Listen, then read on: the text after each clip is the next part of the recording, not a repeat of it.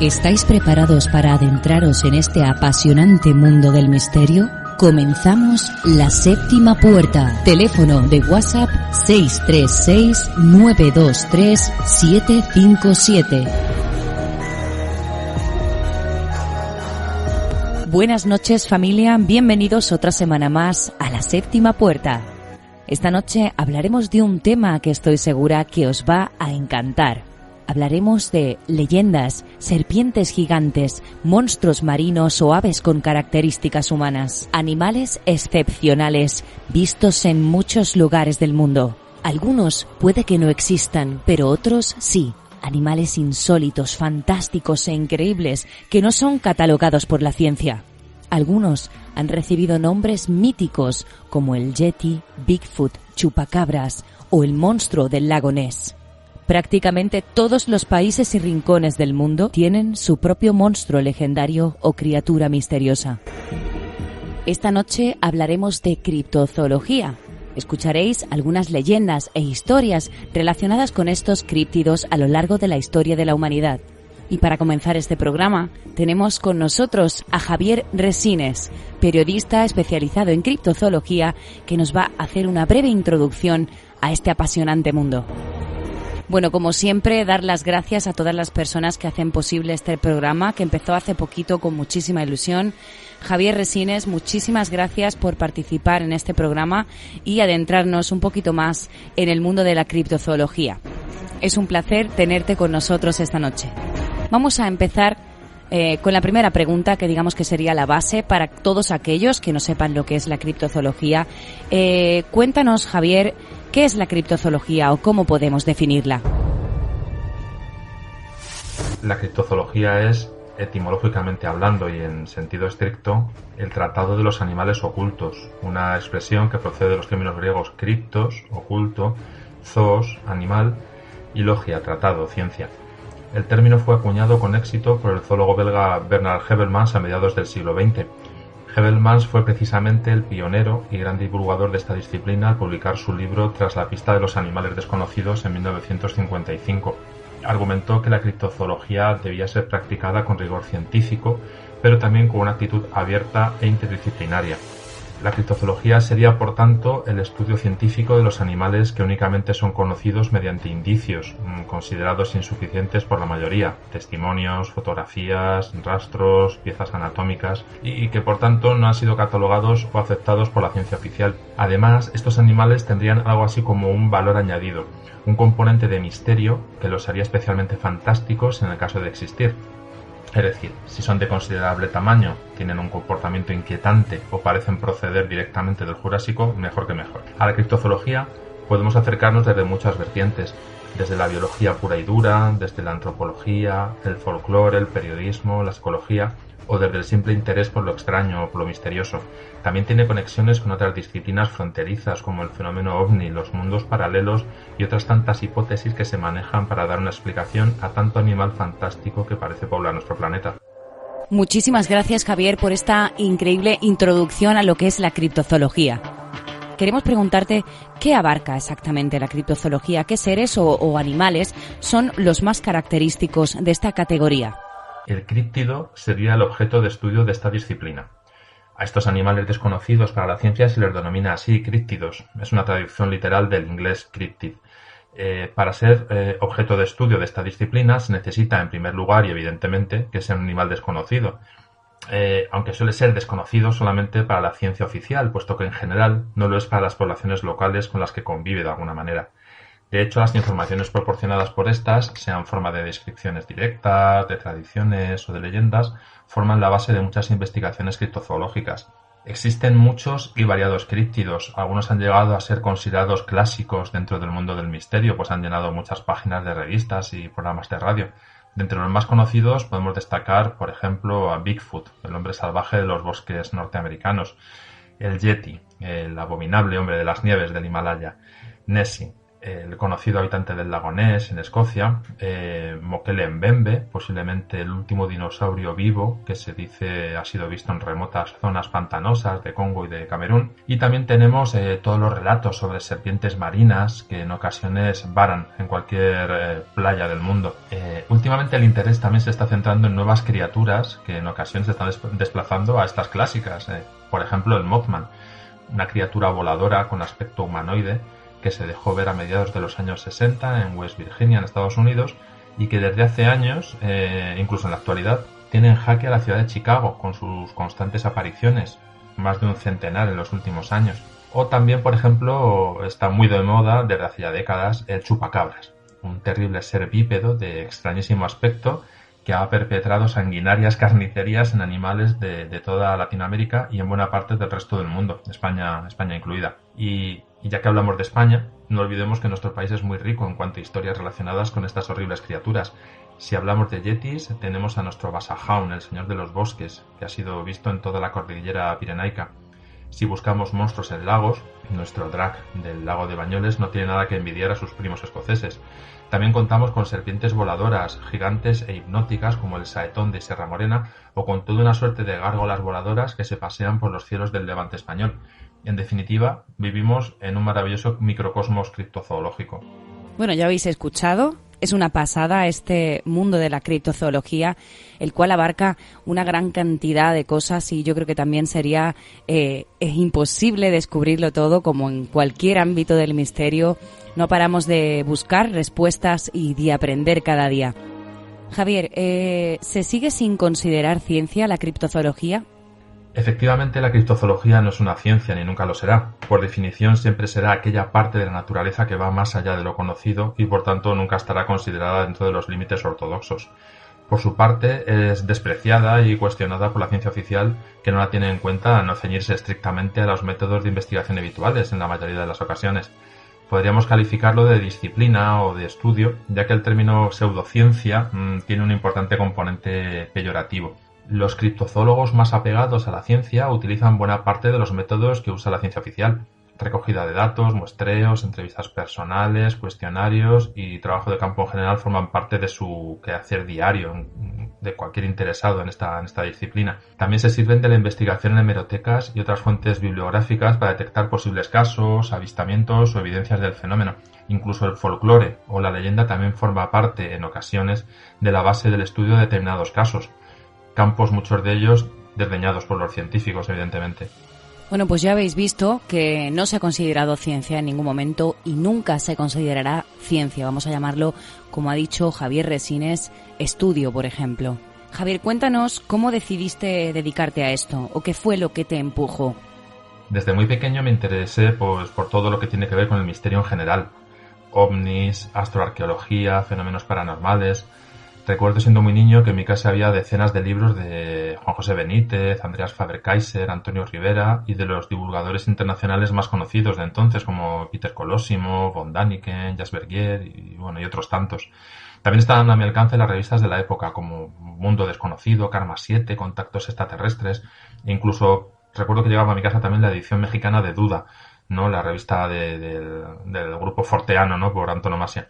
Transcurrían los años, leía e investigaba casos y no encontraba fenómenos que pudieran ser irrefutables sin duda alguna. Fraudes, observaciones erróneas, siempre dando vueltas sobre lo mismo. Eso me frustraba y me desencantaba a partes iguales. Me convertí casi en un escéptico hasta que empecé a interesarme por noticias sobre animales desconocidos de los que se comenzaban a tener evidencias. Me interesé por el asunto, vi que podía dársele un enfoque científico, que existían visos de realidad en algunos de ellos, y me apasionó de tal manera que ha terminado por ocupar mi tiempo casi al 100%. Por otro lado, supongo que mi formación académica como periodista también contribuyó a que afloraran en mí esos deseos de conocimiento, de investigación y de difundir todo lo que acontece alrededor de este fascinante mundo. Con el paso del tiempo, fui ciñendo mi campo de investigación a algo más concreto, al estudio de las criaturas extrañas que se dice podrían habitar en España. Y bueno, pues en eso estamos. Muchas gracias, Javier, y por supuesto que siga así. En eso estamos y en eso seguiremos, porque gracias a periodistas, investigadores como vosotros tenemos información, digamos, de primera mano o fiable de alguna manera. Javier, ¿por qué crees que hay tan poca información acerca de la criptozoología? Más que poca, yo creo que la información está muy dispersa y hay que saber dónde buscarla. La información sobre criptozoología no se nos ofrece sin más. Hay que hacer un pequeño esfuerzo por encontrarla y un gran esfuerzo por hallar la información de calidad. Cuando empecé a interesarme por estos asuntos, Internet no existía. Solo lo que los libros y revistas podían ofrecernos era lo que estaba al alcance del público en general. Había que ser muy constante y tener mucho interés para conocer sobre esta disciplina, siempre que no fuera lo típico sobre el Yeti o Nessie. Actualmente Internet ha multiplicado por 1000 o más la cantidad de información que existe. Pero cuidado, no toda es de calidad ni veraz. Hay que conocer qué lugares ofrecen esa información contrastada y saber discernir el fraude o las locuras entre todo lo que se nos ofrece. Por supuesto que sí, Javier. Yo creo que todos los que están escuchando el programa estarán de acuerdo contigo en que no solamente en la criptozoología, sino que en cualquier ámbito del misterio hay que tener mucho cuidado, hay que buscar bien la información, que sea fiable y que sea de calidad, como tú has comentado. Bueno, Javier, yo he escuchado, un pajarito me ha dicho que estás preparando algo. Cuéntanos. En estos momentos estoy corrigiendo el que sería mi primer libro físico. En 2015 publiqué un libro digital con motivo del 25 aniversario del caso del conocido como ave gigantesca de Barcelona. Fue la aparición sobre los cielos catalanes de una serie de extrañas aves en 1990 que produjo cierto revuelo mediático entonces, ¿no? Pero bueno, este sería mi primer libro físico. Se trata de un libro sobre casos españoles, que espero que resulte interesante a los lectores, y bueno, en principio iba a estar en las librerías antes del verano, pero con esta crisis del coronavirus, pues seguro que se retrasará algo. Pues estaremos atentos a las redes sociales para poder adquirir tu libro en cuanto esté disponible. Por supuesto, las circunstancias que vivimos hoy en día son difíciles para todos, pero seguro que volvemos pronto a la normalidad, o eso espero, que sea pronto porque lo necesitamos todos. Ya que estamos hablando de tus redes sociales, ¿por qué no nos cuentas un poquito dónde podemos encontrar tu trabajo? Casi todo lo que hago, programas de radio, conferencias, artículos, está recogido en un blog llamado Criptozoología en España que inicié en 2010. Con este sitio web lo que se pretende es llenar un vacío que existe dentro de los medios que se dedican a estudiar la criptozoología. Existen medios, revistas, televisiones, webs que podríamos denominar generalistas dentro de los temas del misterio que cuentan con noticias dedicadas a este fenómeno. También existen otros medios específicamente dedicados a la criptozoología, pero dando un enfoque internacional al asunto que en raras ocasiones se dedican al estudio de estos hechos en España. Criptozoología en España lo que pretende es desde la humildad aportar ese conocimiento que faltaba, recopilando, investigando y dando a conocer los casos relacionados con la criptozoología que se produzcan en nuestro país. Aparte de aquí también se puede ver mi labor en Criptobotánica, otro blog, en esta ocasión dedicado al mundo desconocido de las plantas y del reino vegetal, con noticias sobre actividades paranormales, descubrimientos insólitos, expediciones en busca de árboles asesinos. Bueno, pues todo un mundo también por descubrir. Interesante, ya sabéis, Criptozoología en España. Ahí podéis encontrar en el blog muchísima información acerca de la criptozoología y, por cierto, muy interesante el tema de la criptobotánica. A ver si hay suerte y podemos tocarlo en otro programa contigo también, Javier.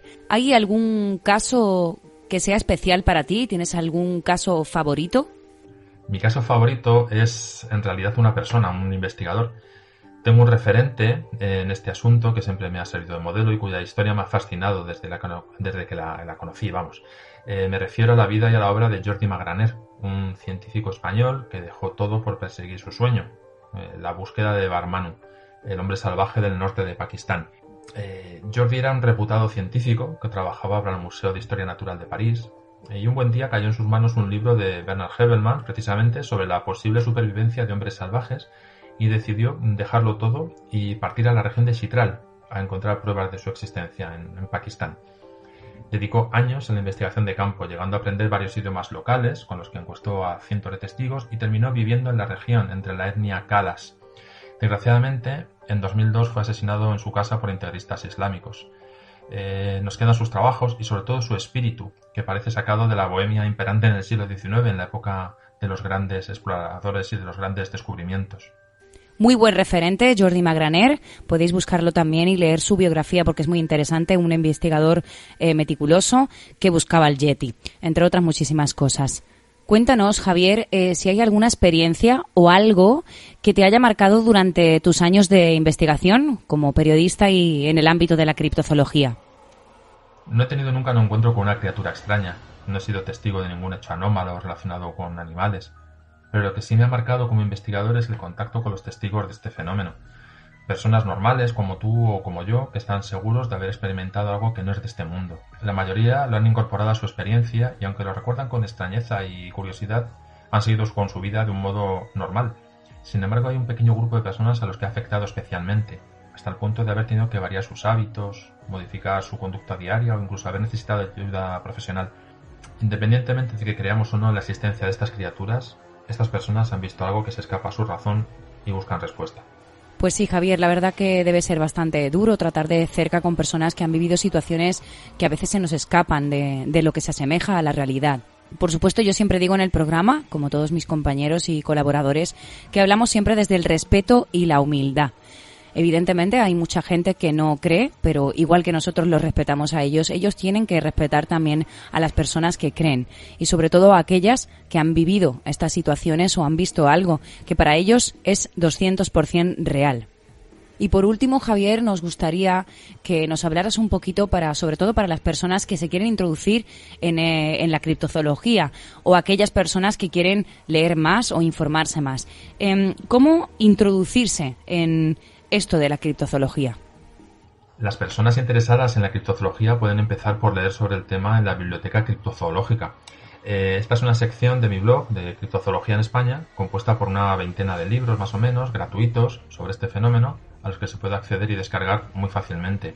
Muy recomendables son también varios libros de autores españoles, estos no están en mi blog, como Criptozoología de Salvador Alemán, otra obra también titulada Criptozoología de José Gregorio González y David Heylen, o Monstruos acuáticos de Gustavo Romero. Estos serían los mejores libros, yo creo, que hay escritos en español sobre la materia. También pueden verse gran cantidad de documentales sobre criptozoología en canales gratuitos como YouTube, por ejemplo, como los de Canal de Historia, que son bastante didácticos y con una interesante información de base. Y para hacer un poco más ameno esto de iniciarnos en este fenómeno de la criptozoología, pues yo no dudaría en ver alguna película sobre esta temática como Terror en el lago Ness, sobre el mítico monstruo, Pánico a bordo, que habla sobre la captura de un sanguinario chupacabras, o Willow Creek, que es sobre el asunto de Bigfoot. Unas maravillosas recomendaciones. Esas películas las voy a ver yo durante esta semanita de confinamiento, que seguimos, esperemos que se acabe pronto, pero seguiremos aquí, quedándonos en casa. Muchísimas gracias, Javier, de verdad, por tu tiempo, por estar con nosotros en este programa. Ha sido un placer y esperamos volver a verte por aquí, porque además tenemos que tocar el tema de la criptobotánica, que me he quedado yo ahí con la mosca detrás de la oreja. Recordar, Criptozoología en España. Ahí podéis encontrar en este blog muchísima información y casos de este ámbito tan increíble. A Javier Resines lo podéis encontrar a través de Twitter y Facebook, Javier Resines, tal cual lo vais a encontrar enseguida. Y por supuesto, colocaremos en la página de Facebook después del programa todos los enlaces y todos los perfiles de los compañeros y colaboradores que están aquí esta noche con nosotros en el programa. La página de Facebook es La Séptima Puerta. Recordad que las T's son el número 7. Os vamos a dejar también el número de teléfono por si queréis mandar algún WhatsApp, queréis dar la opinión acerca del programa o queréis participar en futuros programas. Lo que queráis, estoy disponible las 24 horas del día. No os marchéis todavía, porque después de escuchar el número de teléfono vamos a empezar con nuestros maravillosos compañeros y colaboradores que nos traen unas historias y unas leyendas fantásticas relacionadas con la criptozoología. Si queréis participar o patrocinar este programa, poneros en contacto a través del teléfono 636-923-757. La Séptima Puerta.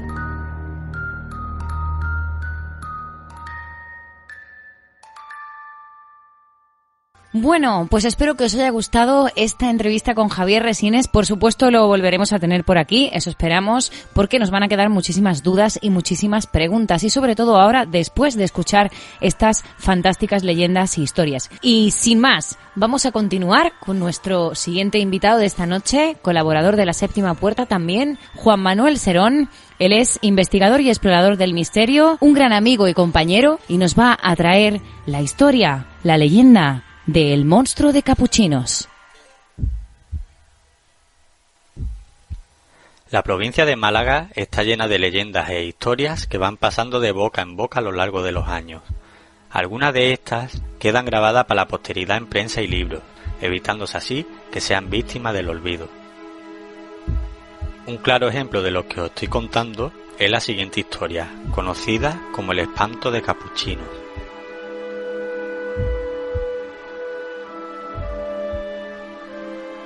Todo comenzó en un humilde barrio obrero de Málaga, llamado Capuchinos. Corría el año 1968, eran las 12 del mediodía. Al ser finales de verano el calor era agobiante, y más si estabas cocinando como nuestra protagonista, Trinidad Gómez.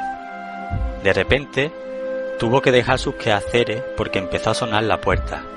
Al abrir, descubrió que era su vecina con su niña pequeña. Entonces recordó que el día de antes se comprometió a cuidar de ella mientras su madre hacía unos recados.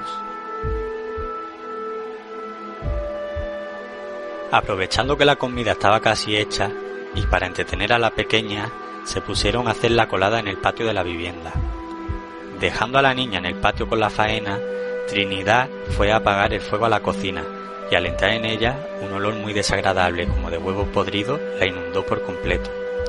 De repente, empezó a sentirse observada, y al girarse creyendo que era la niña, vio como en un rincón de la cocina había un ser de 1 metro de estatura acurrucado. No pudo evitar el grito que salió de su garganta. Este ser, al escucharla, se puso de pie y doblaba su estatura.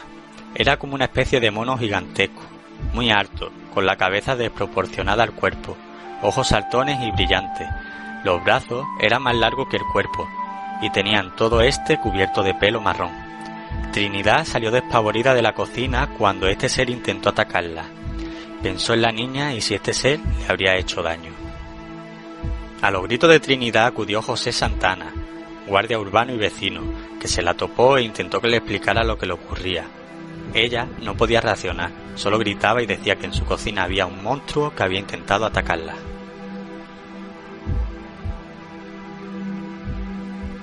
José la hizo ir a su casa rápidamente y decidió acompañarla para investigar lo que en ella estaba ocurriendo.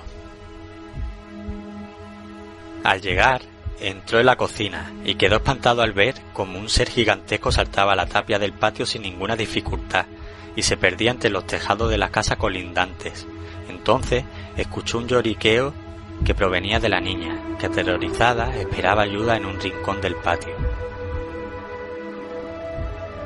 El barrio entero estaba alertado al ver a la pobre Trinidad en el estado en el que se encontraba, por lo que llamaron a la policía, que se personó en el lugar de los hechos y tomó declaración, tanto a Trinidad como a José. Las autoridades se percataron del estado de Trinidad, que acabó en el hospital por una crisis emocional. Las 14 familias que vivían por aquel entonces en Capuchino fueron testigos del lamentable estado de esta pobre mujer. La prensa no tardó en hacerse eco de esta misteriosa historia. Sondearon opiniones y emociones entre el vecindario. La primera publicación fue hecha por el diario Pueblo. En esa recta final del verano, muchos curiosos se personaban allí porque querían ver con sus propios ojos y dar caza al que bautizaron como el espanto de Capuchinos. Fueron días de mucha incertidumbre y miedo, donde la policía tuvo que dar carpetazo de inmediato a esta historia, como suelen hacer con casi todas las historias de carácter paranormal. La conclusión de ello fue que un mono había causado todo esto al escaparse de un circo que había llegado a Málaga. Cosa que no fue así, ya que el encargado de mantenimiento de los animales de dicho circo confirmó que no se escapó ni un mono ni ningún otro animal de este. Por lo que se cuenta, ya quedan pocos testigos de aquel hecho viviendo en esa barriada, y siguen recordando lo sucedido con muchísimo miedo. Yo personalmente, al leer esta historia en un libro del que considero mi maestro, José Manuel Frías, me personé en la zona de los hechos buscando testimonios de algunos testigos. Recorriendo sus calles, imaginé y pude empatizar mucho con cada una de las personas que aquel día fueron testigos de lo insólito. Para mi disgusto, tras hablar con mucha gente de la zona, me vine a casa con las manos vacías, pero con el convencimiento de poder algún día seguir con este proyecto y aportar mi granito de arena para que esta historia jamás sea olvidada. Espero que os haya gustado la historia que os acabo de contar. Un saludo y un fuerte abrazo para todos los seguidores de la Séptima Puerta, y en especial un abrazo para Laila y Carlos, a lo que os agradezco una vez más toda la confianza que depositáis en mí. Hasta pronto, compañeros.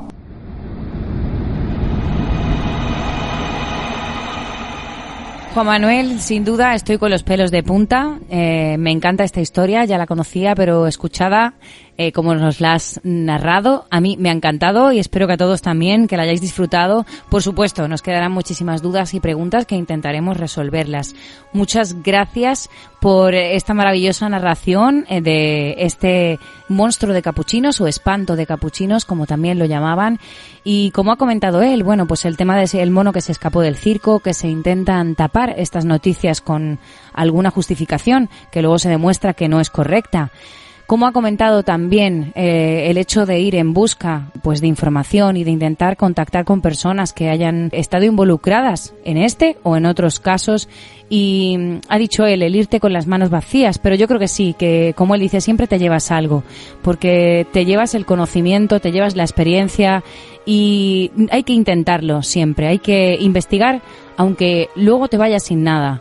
Y hay que intentar que estos casos, entre muchísimos más que existen, no se queden ahí y acaben enterrándose y olvidándose. Muchas gracias, compañero, eres un crack. Vamos a pasar con, como tú lo has llamado, Juan Manuel Serón, tu maestro, el maestro de muchísimas personas, el mío también concretamente. Él es fiel colaborador de La Séptima Puerta y hoy nos trae una historia muy interesante. Él es José Manuel Frías, escritor y periodista de investigación. En este caso, él nos va a hablar también de un caso en la provincia de Málaga. Luego pasaremos a algunas otras provincias y lugares con otras leyendas que nos traen otros compañeros. Nos va a hablar de el puma del Genal o el chupacabras malagueño. Dentro del ámbito de la criptozoología existe un término que a veces nos parece un poco lejano, es el término chupacabras, ese famoso animal que sobre todo en países latinoamericanos como Perú, como Chile, como Argentina, se ha aparecido en tantas ocasiones y siempre además antes o después de que se haya visto una luz extraña en el cielo, de que un objeto de procedencia desconocida haya aterrizado, se haya acercado a la Tierra. Parece que ha relacionado a ese extraño animal con el mundo de los ovnis. Pero es algo que nos parece muy lejano y en realidad lo tenemos más cerca de lo que nos imaginamos. Lo que ocurre es que cuando se manifiesta en algunos lugares dentro de España quizá no se le ha dado la importancia que sí se le da en Latinoamérica. Concretamente en Málaga hemos tenido a diversos chupacabras, hemos conocido animales de este tipo en el Monte Gibralfaro, en Málaga Centro, en lugares como Canillas de Aceituno, en la comarca de la Axarquía y en la Serranía de Ronda. Ya Juan José Benítez en su libro La Quinta Columna habla de un chupacabras que se apareció en el propio pueblo de Ronda, en el municipio de Ronda, que degollaba caballos, que devoraba diferentes animales de granja y que dejaba huellas como si sus patas fueran tubos, no fueran realmente patas, si fueran tubos. A pesar de que la gente que veía aquel animal, pues le daba la impresión de que era una especie de felino de tamaño medio. Pues posiblemente el caso de chupacabras más importante en la provincia de Málaga fue el que se apareció durante algún tiempo, a partir de agosto del año 2002, en la Serranía de Ronda, concretamente en pueblos como Atajate, Benadalid, Benalauría, y la voz de alarma surge precisamente una tarde-noche de verano del mes de agosto de aquel año 2002, cuando un vendedor de quesos, Diego Arcanche, iba en su vehículo, en una furgoneta, y estaba caminando precisamente, estaba conduciendo entre los municipios, creo que de Atajate y de Benadalid, ya a una hora en la que había poca iluminación, estaba prácticamente cayendo la noche. A su derecha tenía una ladera ascendente y a su mano izquierda tenía una ladera que descendía. Y de pronto, en mitad de esa conducción, ve como hay una figura que salta en el coche, salta desde la ladera ascendente del lado derecho al capó del coche, y a pesar de que él seguía conduciendo, evidentemente no a mucha velocidad, estamos hablando de carreteras que son muy, muy estrechas y donde hay muchas curvas, pero a pesar de que él sigue conduciendo, esa figura que cae al coche, que cae sobre el capó, no se desplaza, no cae fuera del vehículo, se queda como clavada allí. Entonces él se da cuenta de que lo que tiene allí delante es un animal, efectivamente del tamaño de un felino medio, por eso esta historia fue conocida después por los medios de comunicación como la historia del puma del Genal, aunque aquello de puma tenía poco. Y Diego se da cuenta de que aunque el animal parecía como una especie de felino, repito, de tamaño medio, no era parecido a ningún animal que hubiera visto nunca. Y estamos hablando de que Diego era un hombre de campo y decía que aquello no lo había visto ni siquiera en documentales. Era un animal extraño, de color pardo, pero que en algunas zonas determinadas tenía unas líneas de colores muy, muy llamativos, que podía pesar alrededor de 50 kilos por lo que él vio, que tenía cola y que pegaba grandes saltos en el momento en el que luego desaparece, porque ese animal inicialmente se queda parado en el coche, mira a Diego de manera desafiante y luego salta cayendo por el lado izquierdo, por esa ladera descendente, y empieza a dar una serie de saltos hasta que finalmente desaparece. Diego evidentemente dijo que se había llevado el susto más grande de su vida y lo comunica rápidamente a la Guardia Civil. Aquella experiencia de Diego fue de alguna manera la punta del iceberg del desconcierto y del terror de los vecinos de Atajate, de Benadalid, de Benalauría, de Jimera de Líbar, pueblecitos cercanos que de pronto se ven acosados por la presencia de un animal que siempre se aparecía a lo lejos, o sea, no se llega a acercar al ser humano, pero observaba de manera desafiante desde zonas de matorrales, pero que cuando caía la noche, pues ese animal actuaba de una manera completamente desenfrenada, ¿no? Se colaba dentro de las granjas, devoraba a multitud de cabezas de ganado, principalmente gallinas que aparecían muertas, que no eran devoradas, que eso es lo curioso, de haberse tratado, como luego se dijo, de perros asilvestrados o de un perro asilvestrado. Esos animales matan para alimentarse. En este caso mataba simplemente pues casi por puro placer. Aparecieron también caballos decapitados, borregos igualmente degollados, o sea, muchísimos animales a los cuales algunos de ellos pues le faltaba la sangre.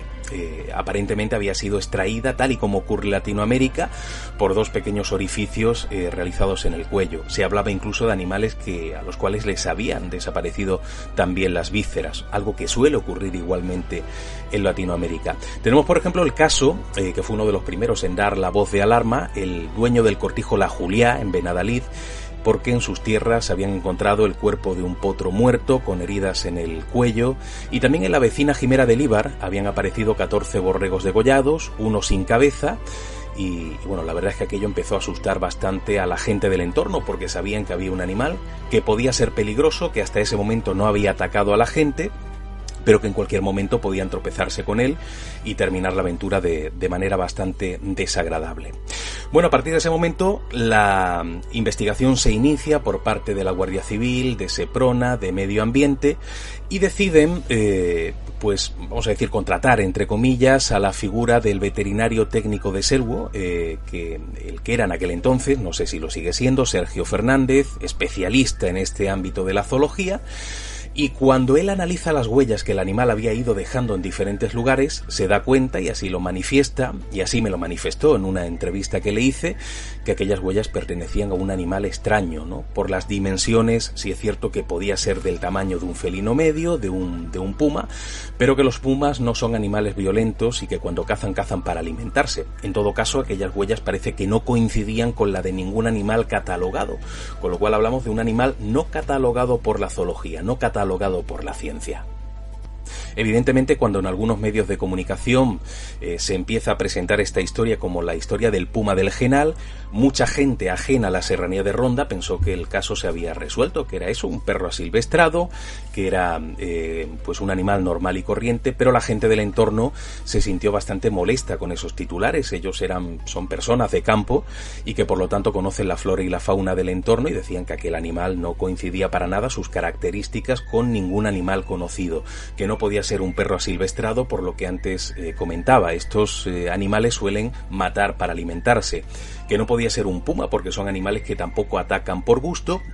Y cuando se comentó la posibilidad de que se tratara de un animal salvaje que hubiera comprado alguna persona en el mercado negro y que hubiera tenido en alguna de las fincas, ¿no?, de gente adinerada del entorno, y se hubiera escapado, o que se hubiera escapado del propio Selwo, aquello tampoco coincidía con las características que se habían ido obteniendo por medio de las huellas, por medio de testimonios de la gente del entorno, con lo cual, aunque fue conocido como el caso del puma del Genal, aquello de puma tenía poco. También existe un dato interesante. Cuando en su momento visité a Juan Ignacio Trillo y lo entrevisté, él era delegado de Medio Ambiente por aquel entonces, pues no solamente me dio detalles muy interesantes sobre la investigación que se había realizado, sino que incluso me dio un informe en el cual se decía que se habían colocado cámaras con sensores en diferentes lugares donde el animal solía aparecerse y que ese animal se había grabado. Pero curiosamente en ese informe decía que era un animal sin identificar. Claro, cuando tú tienes delante una pantalla en la que estás viendo al animal y no puedes identificarlo, ese animal, desde luego, muy normal no podía ser. Y además un detalle curioso, es llamativo como cuando intenté hacerme con esa grabación y contacté de diferentes maneras y por diferentes vías con la Guardia Civil en Madrid, con la central, me dijeron que aquella cinta pues se había extraviado, había desaparecido. Qué casualidad, ¿no? En un caso tan extraño y tan controvertido como este. Bueno, dentro de ese dispositivo que la Guardia Civil y el Seprona pues ubicaron en diferentes zonas por donde solía pasar este animal, ya no solamente para intentar grabarlo o para obtener huellas, sino incluso para intentar atraparlo, ya que se trataba de un animal que podía ser peligroso. Una madrugada, a eso de las 3:30, pues llaman a Sergio Fernández, este director técnico veterinario de Selwo, para decirle que rápidamente se pusiera en marcha. Él estaba viviendo por aquel entonces en Marbella, que se pusiera en marcha para acudir a la serranía de Ronda porque habían cercado al animal. Creo recordar que era muy cerquita del municipio de Atajate. Lo tenían cercado, con lo cual le piden que acuda rápidamente con una escopeta de dardos narcóticos para intentar dormirlo. Bueno, Sergio Fernández se levanta de la cama, prepara el material, se mete en la furgoneta, se va en dirección a la serranía de Ronda. Pero más o menos, cuando estaba a pocos kilómetros de Marbella, lo llaman y le dicen que puede regresar a su casa, que se habían confundido, que lo que tenían delante no era el puma, sino que era un gato. Claro, Sergio se queda muy extrañado, diciendo, ¿cómo es posible que me hayáis despertado a las 3:30 de la madrugada por un gato? Y le dicen, bueno, es que es un gato 7-8 veces del tamaño de un gato, por eso nos hemos confundido.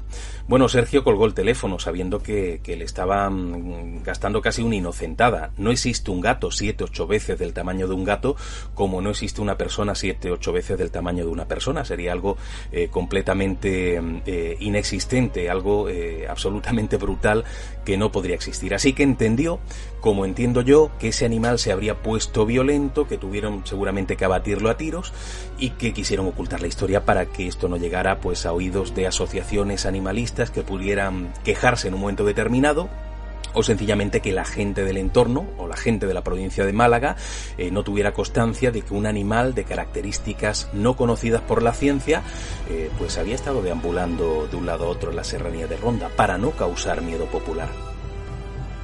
Así que seguramente aquel animal pues fue, como digo, abatido a tiros, seguramente fue enterrado, quemado.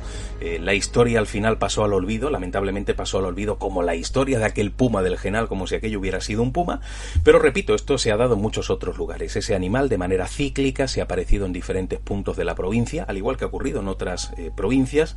Luego desaparece, no se vuelve a saber nada de él y vuelve a aparecer otro con el paso del tiempo.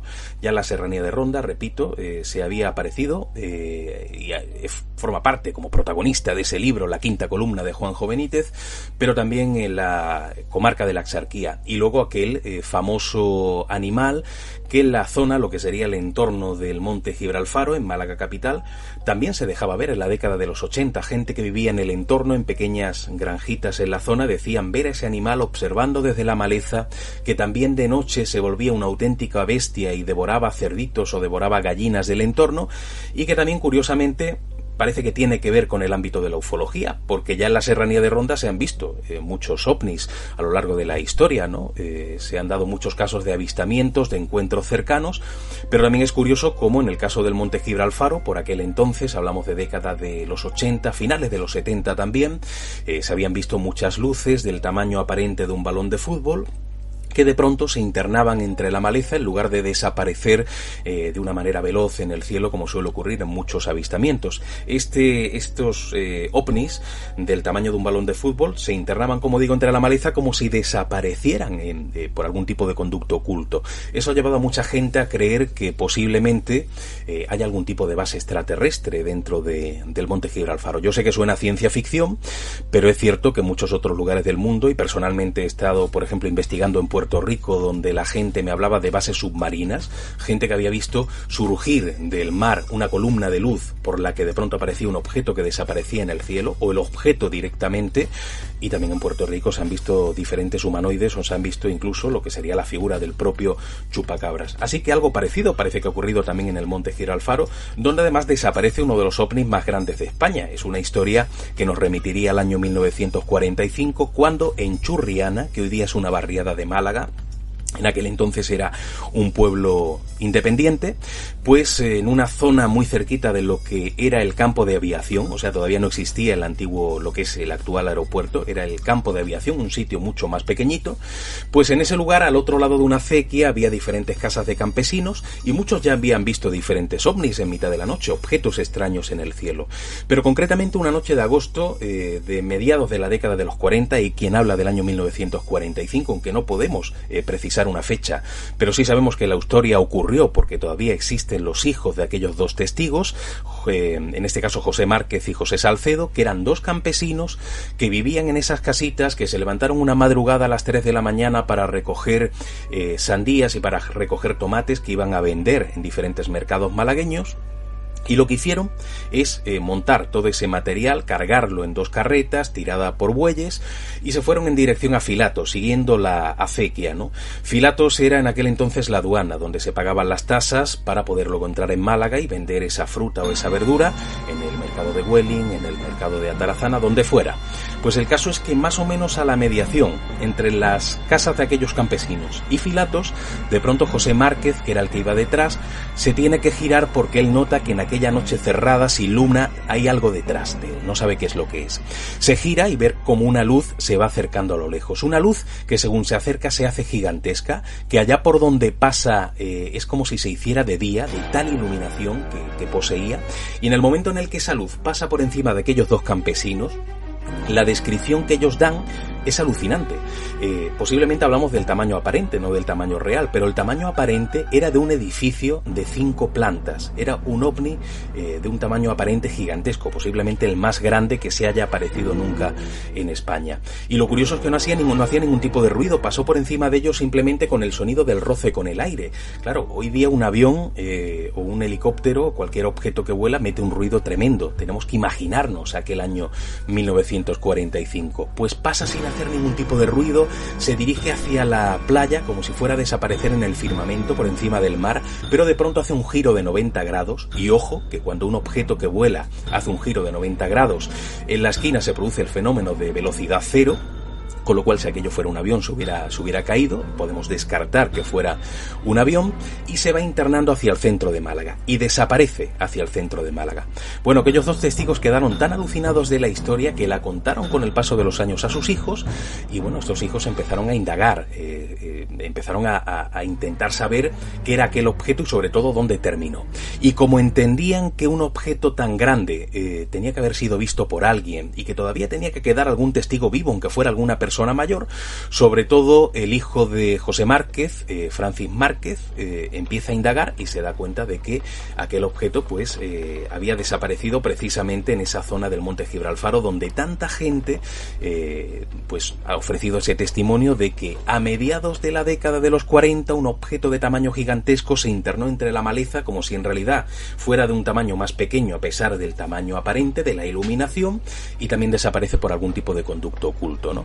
Así que estamos hablando de un lugar también, el Monte Gibralfaro, donde se han aparecido ovnis con el paso de la historia, donde se ha manifestado también ese fenómeno ufológico, pero donde también se ha visto la figura del chupacabras.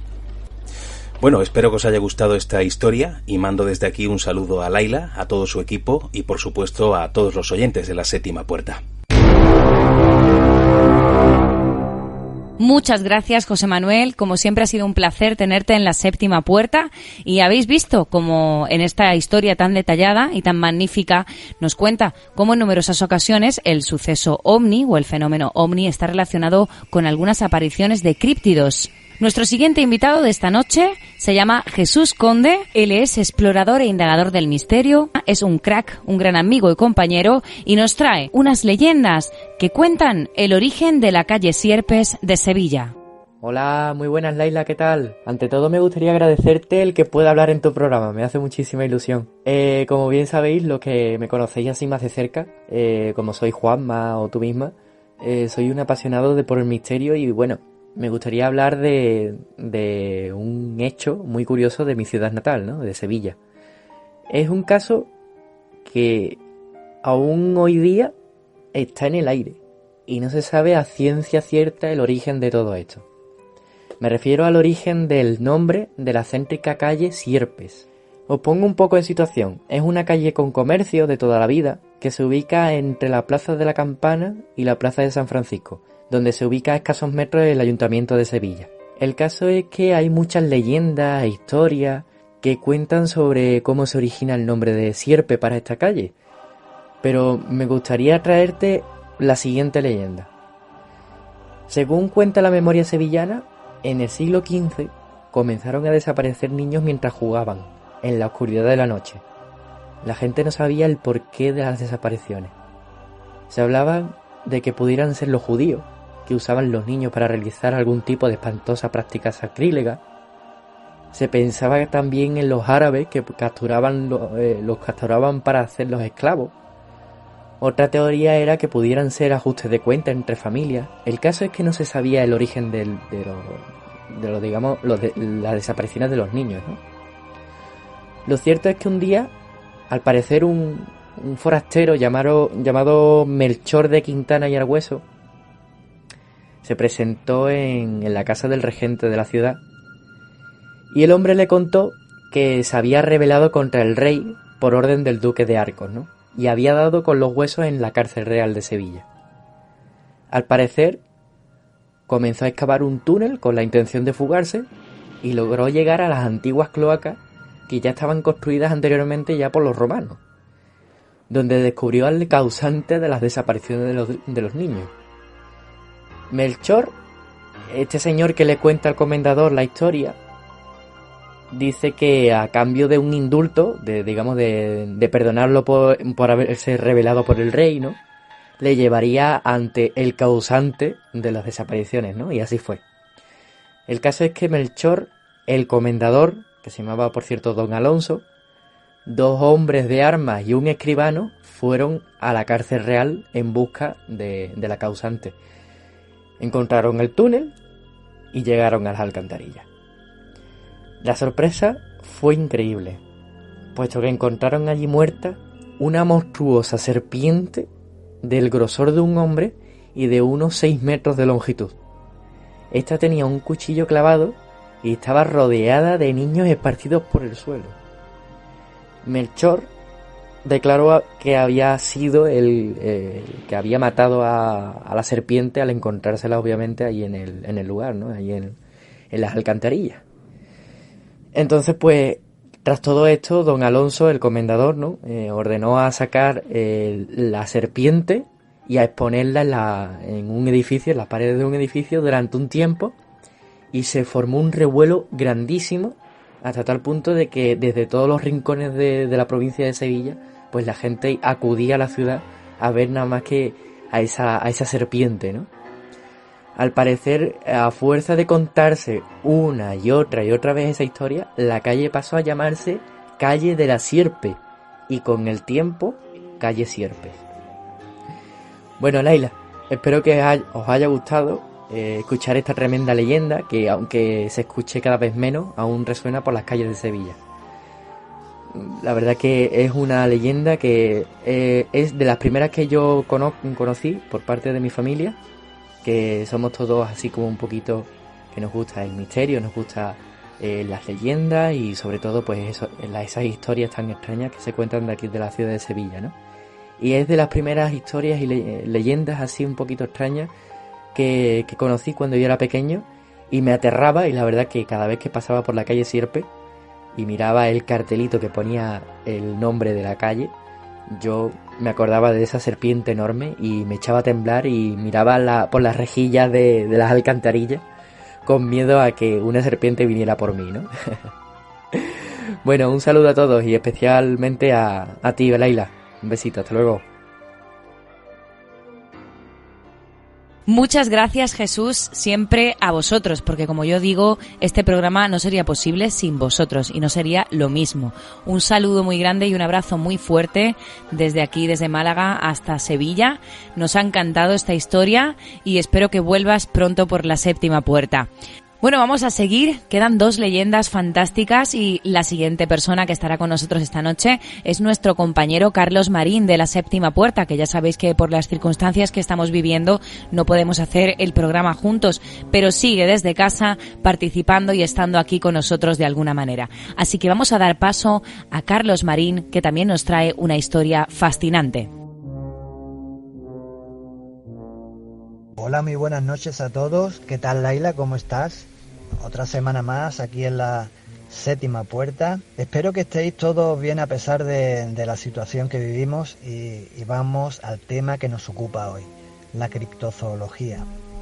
Y dentro de la infinidad de noticias curiosas y las muchísimas leyendas desde la antigüedad hasta hoy, pues yo he querido en esta ocasión remitirme a una que ocurrió en la ciudad de Écija, en Sevilla, donde en 1955, por lo visto, aparece un extraño animal, una criatura de la que se hizo eco y se publicó en el diario ABC un viernes 25 de noviembre de 1955, como he dicho anteriormente, en la página 38, en la edición de la mañana, con nombres y apellidos de agricultores y personas que lo vieron, con la descripción del animal al que llamaban monstruo y que se sumergía en las aguas del río Genil, y que decía así: en el recodo que el río Genil hace cerca de la ciudad, próxima a una fábrica de harinas de esta localidad y cercano a la ribera de huertas de los llanos del valle, ha sido visto por los vecinos de dichos lugares, entre ellos Manuel Vargas Baena,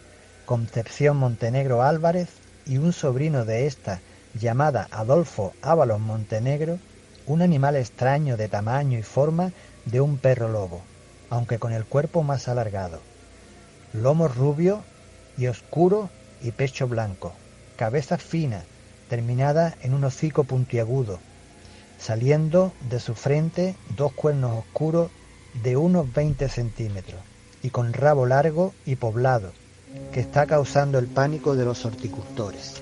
Se han hecho algunos disparos sobre él, pero no se ha podido capturar, pues inmediatamente se sumerge en el agua y allí permanece escondido hasta que pasa el peligro, momento en el que él averigua con un gran instinto. El animal es totalmente desconocido en estos parajes, se supone que pertenece a la raza manatí. Se le ha visto galopar con 2 piernas solas por la ribera de huertas de los llanos del valle y se le ha visto sumergir su extraño cuerpo de foca rubia en las aguas del río. Pace hierbas como un caballo y bucea como una morsa. Tiene cuernos como un buey y el hocico afilado como un galgo corredor. Tiene un inmenso rabo largo y poblado que causa el pánico a los horticultores. Y cuando es perseguido se zambulle en el agua, donde permanece escondido hasta que pasa el peligro, momento que averigua con gran instinto. Este es el relato que en su día publicó el diario ABC, y que se sepa, pues no hubo investigaciones a posteriori que dieran lugar a hechos concretos, ni se capturó ese extraño animal, ni por lo visto hubo más avistamientos. ¿Qué animal podría ser? Ahí queda esa incógnita. Y como vengo diciendo, mucho ánimo, fuerza, y si no es imprescindible, quédate en casa. Os esperamos la semana que viene en la Séptima Puerta. Muy buenas noches a todos. Muchas gracias, compañero. Nos ha encantado también y bueno, sí, esperemos que todo pase pronto y podamos estar todos juntos en el estudio y seguir haciendo este programa en directo como lo comenzamos. Un besito y un abrazo desde aquí para toda la familia, para todos los oyentes de la Séptima Puerta y todos nuestros colaboradores y compañeros. Vamos a pasar con nuestra última leyenda de esta noche, nuestra última historia relacionada con criptozoología, y nos la trae Anaís Berbel. Ella es locutora y exploradora urbana y os dejo que os cuente esta maravillosa historia del hombre pez. Hay muchas historias y leyendas alrededor de todo el mundo, y muchísimas ligadas a nuestro país, España, pero me voy a centrar en una muy peculiar, que tiene lugar en Cantabria, una de las tierras más bonitas de España, pero nos vamos concretamente al municipio de Liérganes. En este municipio nace la historia del hombre pez, apodo de Francisco de la Vega Casar.